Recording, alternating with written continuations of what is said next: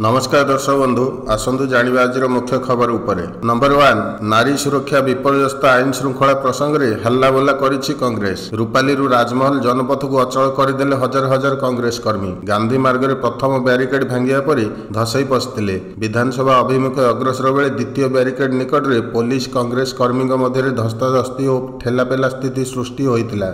शेषରେ स्थिति नियंत्रण पर लाठीचार्ज कला पुलिस। प्लास्टिक चेयर फिंगिथिले कर्मी। आंदोलनकारी रोकवा लुहा बुआ गैस पानी माड़ करने आरंभ करिछि पुलिस। लोअर पीएमजी पालटिला रणक्षेत्र। नंबर 2 आंदोलन में पहुंचे राहुल। कांग्रेस पदयात्रा मध्य पीसीसी सभापति भक्त दास बड़ घोषणा कर आंदोलन आहरी व्यापक हेबो। राहुल गांधी प्रियंका गांधी और मल्लिकार्जुन खारगे आसवे। यही महासंग्राम आहरी बड़ हेबो। एहारी भितरे पीसीसी सभापति भक्तचरण दास एक वीडियो वार्ता जारी करी कहिसेंती गुरुवार आमे शांति श्रृंखलार सह आंदोलन करिबु। नंबर 3 147 पड़ा गाँ हेबो राजस्व गाँ। वर्षक भितर 263 पड़ा गाँ राजस्व गाँव में परिवर्तन होइछि। तेबे आउ 147 पड़ा गाँ को राजस्व करने नहीं योजना रही गुरुवार विधानसभा विवृत्ति रखिछन्ति राजस्व मंत्री सुरेश पुजारी। टेक्नोलोजी माध्यम मैप परिवर्तन करा जाउछि। राजस्व गाँव में सरकार गरीब कल्याण योजना कार्यकारी हेबो बोली मंत्री कहिछन्ति। से कहिछन्ति रणपुर विधानसभा क्षेत्र मध्य 328 टी राजस्व गाँव एवं 43 टी पड़ा गाँ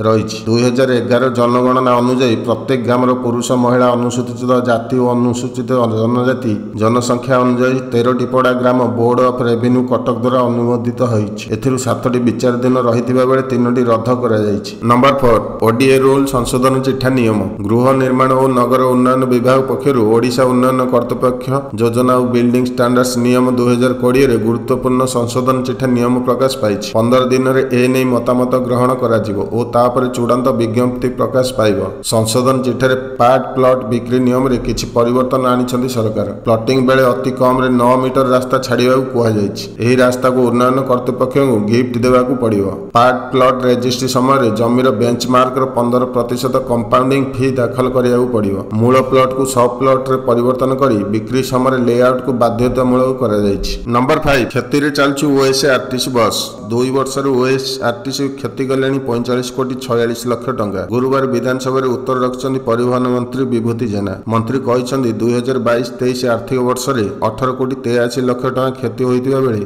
2023-24 आर्थिक वर्ष रे 26 कोटी 62 लाख टंका क्षति होइछि। सेहिपरि 22-23 रे 145 कोटी टंका आय होइतिबा बेले व्यय होइछि 164 कोटी 12 लाख टंका। नंबर 6 नवम दशम पिलांगु मिलिबो मध्याह्न भोजन। नवम एवं दशम पिलांगु मिलिबो मध्याह्न भोजन ए नै स्कूल एवं गणशिक्षा विभाग पक्षरु जारी हैला निर्देशनामा। एथिपई राज्य सरकार खर्च करिवे 570 कोटी टंका। मुख्यमंत्री पोषण योजना रे बजेट रु खर्च हेबो समस्त सरकारी एवं सरकारी अनुदान प्राप्त स्कूल रे मिलिबो मध्याह्न भोजन। पूर्वरु अष्टम श्रेणी पर्यंत पिलांगु मिलुछि मध्याह्न भोजन। चलित शिक्षा वर्ष रु एहा देजिवो। माध्यमिक स्कूल रे छात्र छात्री उपस्थापना बढ़ाइବାକୁ ଏହି योजना आरंभ करा जाय। नंबर 7 लोअर पीएमजी रे 12 पुलिस आहत। कांग्रेस कर्मी माने विक्षोभ प्रदर्शन करुथबा बेले पुलिस मुहांमुही होइथिले। विक्षोभकारी माने पुलिस कर्मचारी ऊपर ढेला पत्थर और चेयर फिंगिथिले। स्थिति नियंत्रण बेले एथिरे 12 पुलिस आहत होइछन्ति। सेमानकु हॉस्पिटल रे भर्ती करा जायछि। गोटिए गाड़ी पोड़ी देबाकू उद्यम करुथिले कांग्रेस कर्मी माने। मात्र ड्राइवर उपस्थिति बुद्धि जोगु ताहा होई पारि नथिला। ए नै सूचना दैछन्ति भुवनेश्वर डीसीपी जगमोहन मीना। नंबर 8 आयुष्मान भारत योजना को प्रशंसा। प्रधानमंत्री नरेंद्र मोदी स्वास्थ्यकर भारत मिशन अधीन देशव्यापी चलिथिबा विभिन्न स्वास्थ्य योजनार